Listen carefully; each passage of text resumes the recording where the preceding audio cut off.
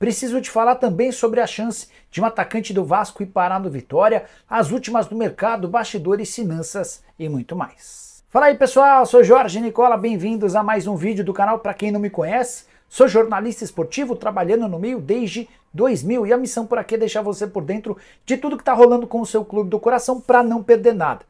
Deixa like, se inscreve no canal apertando esse botãozinho vermelho e ativa todas as notificações para ser avisado toda vez que pintar vídeo novo ou live, beleza? Quero contar também que a CBF anunciou para quarta-feira sorteio da terceira fase da Copa do Brasil. 32 equipes seguem competindo e nesse sorteio de quarta elas serão divididas em dois potes. Os times que vêm da Libertadores da América, o campeão da Copa do Brasil do ano passado, da Série B, enfim, metade desses times estão num pote, a outra metade no outro pote.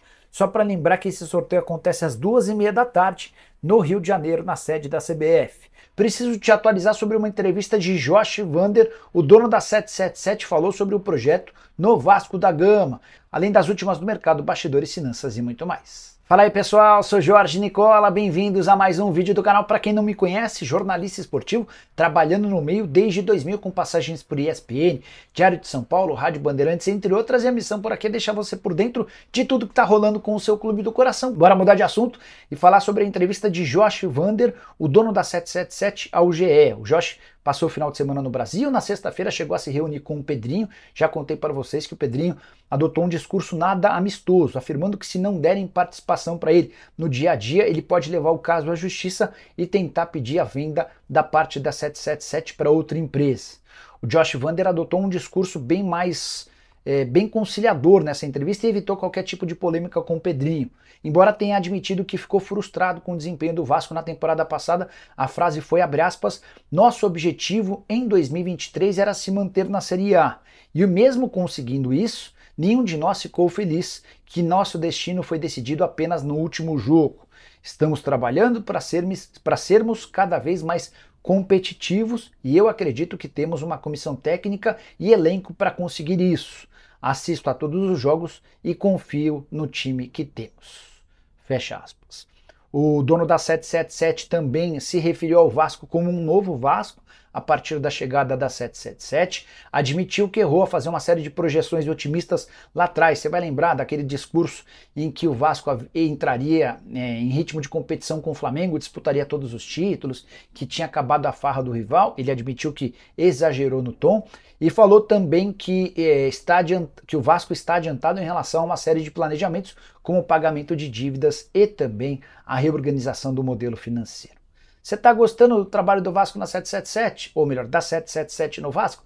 Use o espaço para comentário e deixe a sua opinião, beleza? Bora falar agora sobre bastidores de uma reunião pesadíssima entre Pedrinho e 777. Na sexta-feira, o Josh Vander, dono da SAF do Vasco, esteve no Rio de Janeiro e se encontrou com o Pedrinho. Encontro que demorou mais ou menos 2 horas. E o Edmundo, que é muito próximo do Pedrinho, deu mais detalhes sobre o encontro, assegurando que o clima foi pesadíssimo. De acordo com Edmundo, abre aspas, a reunião foi para botar um ponto final nessa história.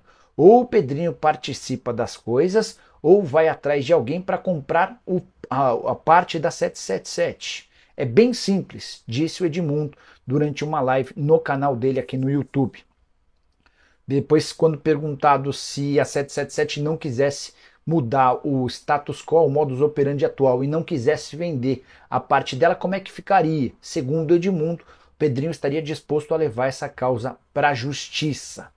Vale lembrar que algumas semanas atrás o pessoal do Atenção Vascaíno já havia informado a intenção da 777 em vender o seu percentual para um grupo de investidores árabes.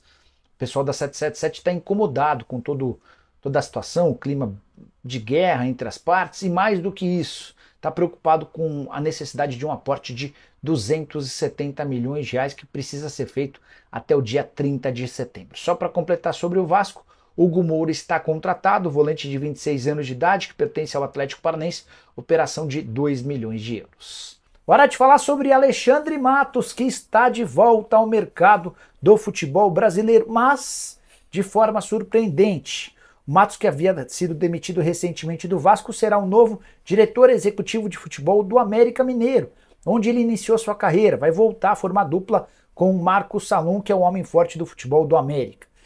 Antes de gravar esse vídeo eu até conversei com o Matos e ele disse o seguinte, abre aspas, no América estou em casa, agora é trabalhar para subir o América para a primeira divisão e estruturar a SAF. Esses são os dois grandes objetivos do Alexandre Matos, devolver o Coelho à Série A do Brasileiro e organizar o time para que ele possa se transformar rapidamente numa SAF e mais do que isso que ele possa conseguir investidores dispostos a transformar o América em um dos principais times do futebol brasileiro.